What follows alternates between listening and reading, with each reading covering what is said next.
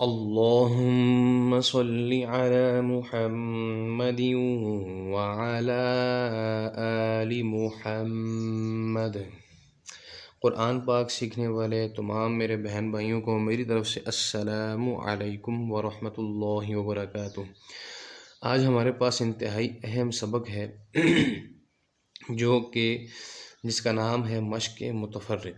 مشق متفرق ہمارے پاس اس کو کہا جاتا ہے جس میں پہلی تختی میں سے چیزیں نکال کر ہمارے سامنے لائی جائیں کہ آیا پہلی تختی میں کیا کیا چیزیں پائی جاتی ہیں۔ تو آپ کے سامنے پہلے مخرج کے لحاظ سے حرف لکھے گئے ہیں، ٹھیک ہے جی۔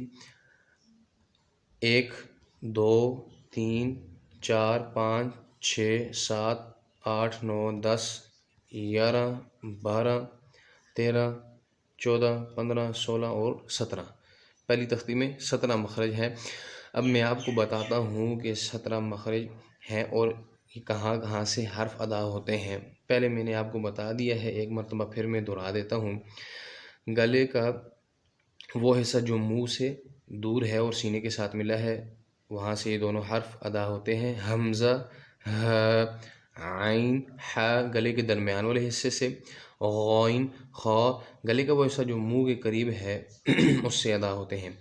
قوف زبان کی جڑ جب اوپر تالو کے ساتھ لگے تو قوف ادا ہوتا ہے، اور قوف کے مخرج سے تھوڑا سا نیچے ہٹ کر زبان کی جڑ اوپر تالو کے ساتھ لگے تو کاف ادا ہوتا ہے۔ جیم، شین، یا زبان کا درمیان جب اوپر تالو کے ساتھ لگے تو تب جیم، شین، یا ادا ہوتے ہیں۔ اس کے بعد لود زبان کی بائیں کروٹ جب اوپر بائیں کروٹ سامنے جو ہے دھڑوں میں لگے تو لود ادا ہوتا ہے۔ لام، ان میں ذرا تھوڑا تھوڑا فرق ہے، تقریباً مخرج ان کا سیم ہی ہے۔ زبان کے کنارے جب سامنے والے 4 دانت، سامنے والے کہا ہے میں نے 4 دانت، وہاں سے ہو کر تالو میں لگے تو لام ادا ہوتا ہے۔ اور اس کے بعد زبان کا کنارہ جو ہے نا، کنارے سامنے والے 3 دانتوں سے ہو کر اوپر جو ہے تالو میں لگیں تو نون ادا ہوتا ہے۔ اس کے بعد را، زبان کا کنارے جب سامنے والے دانتوں سے ہو کر، سامنے والے 2 دانتوں سے ہو کر کناروں میں لگیں، جڑوں میں لگیں تو جڑوں یا تالو میں لگیں تو را ادا ہوتا ہے، ٹھیک ہے جی۔ اس کے بعد ہمارے پاس جو ہے جی تا، دال، طا، ٹھیک ہے جی۔ تا، دال، طا ان کا مخرج بھی ایک ہے۔ زبان کی جڑ جب زبان کی نوک جب سامنے والے دانتوں کی جڑوں میں لگے، جو سامنے دانت ہیں نا ہمارے، ان کی جڑوں میں لگے تو یہ حرف ادا ہوتے ہیں۔ اور زبان کی نوک جب سامنے والے دانتوں کے اندرونی کناروں، یعنی سامنے والے جو 2 دانت ہیں نا ان کی نوک اور زبان کی نوک جب آپس میں ملیں گی تو یہ تینوں حرف ادا ہوں گے۔ اس کے بعد زا، سین، صاد ان کا مخرج بھی ایک ہے۔ زبان کا کنارہ جب سامنے اوپر اور نیچے والے دانتوں کے درمیان میں لگے تو یہ تینوں حرف ادا ہوتے ہیں۔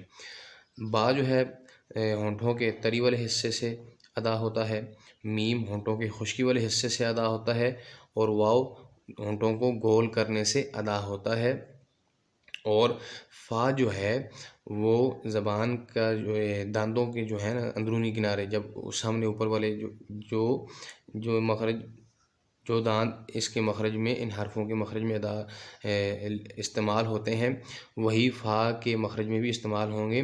لیکن جب فا کے مخرج کو ادا کیا جائے گا تو زبان سامنے جو دانت ہیں اندرونی کنارے وہ نیچے والے ہونٹ کے تری والے حصے میں لگے تو فا ادا ہوگا۔ یہ ہو گیا مخرج کے لحاظ سے آپ کے پاس، ہمارے پاس جو ہے نا ایک ڈھانچہ۔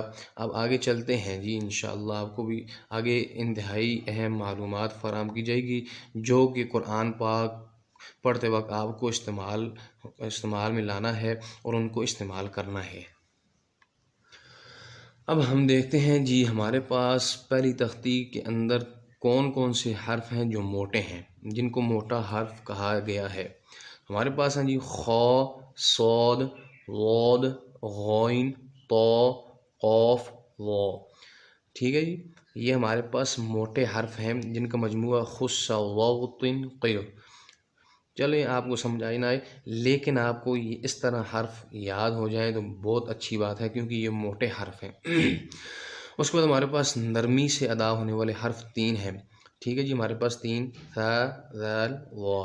حروف صفیریہ یعنی سیٹی والے حروف 3 ہیں، زا، سین، صاد۔ اس کے بعد ہمارے پاس حروف حلقی 6 ہیں، حمزہ، ہ، عین، ح، غین، خا۔ انشاءاللہ جب ہم آگے اس باب کو چلائیں گے، قاعدہ آگے لے کر جائیں گے، تو یہ چیزیں آگے فرمولوں میں استعمال ہوں گی، تو انشاءاللہ آپ کو وہاں پر سمجھ آ جائے گی ان کو یہاں بیان کرنے کا مقصد کیا تھا۔ دیکھیں جی، اس کے بعد انتہائی اہم مسئلہ یہ ہوتا ہے کہ ایک جگہ پر تا بھی آ جاتا ہے اور تو بھی آ جاتا ہے، تو ہم نے یہیں سے فرق کرنا ہے، یہیں سے اپنے قاعدے کو درست کرنا ہے تاکہ ہمارا قرآن پاک آگے چل کے درست رہے۔ تا، تو، یہ پتلا ہے، یہ موٹا ہے، ٹھیک ہے جی، ان میں ہم نے فرق کرنا ہے۔ اور یہ ہم ان میں جب قرآن پڑھتے ہیں تو ہمیں یہ سمجھ نہیں آتی کہ ہم سا کی جگہ سین پڑھ دیتے ہیں، یا سین کی جگہ صاد پڑھ دیتے ہیں، یا صاد کی جگہ سین پڑھ دیتے ہیں، یہیں سے ہم نے فرق کرنا ہے۔ یہ ہم آواز الفاظ ہیں، ان کو نام دیا گیا ہے ہم آواز الفاظ کا، تھا، سین، صاد۔ ہم نے ان میں فرق کرنا ہے، سین باریک ہوتا ہے، صاد موٹا ہوتا ہے، اور تھا میں سیٹی نہیں نکلتی اور سین میں سیٹی نکلتی ہے۔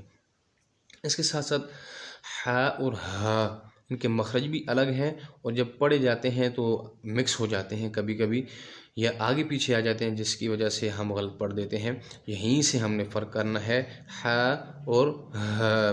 اس کے بعد یہ جو 4 حرف آپ کے سامنے لکھے گئے ہیں، اس میں انتہائی، اور ان کو لحن جلی بھی کہا جاتا ہے، غلطی اگر ہو گئی، یہ اکثر کیا بہت سارے اکثر لوگ جو ہے نا، یہ زا حرف کو ادھر بھی فٹ کر رہے ہوتے ہیں، اس میں بھی فٹ کر رہے ہوتے ہیں، اور اس میں بھی فٹ کر رہے ہوتے ہیں، کیونکہ ان کو معلوم نہیں ہوتا۔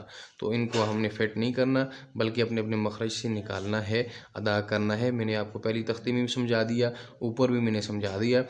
غال، ز، و، ضاد، ان دونوں کی آواز میں فرق ہے، یہ دونوں ایک نہیں ہے، ٹھیک ہے جی، اس کا مخرج بھی الگ ہے، اس کا مخرج بھی الگ ہے۔ عین اور حمزہ، ٹھیک ہے۔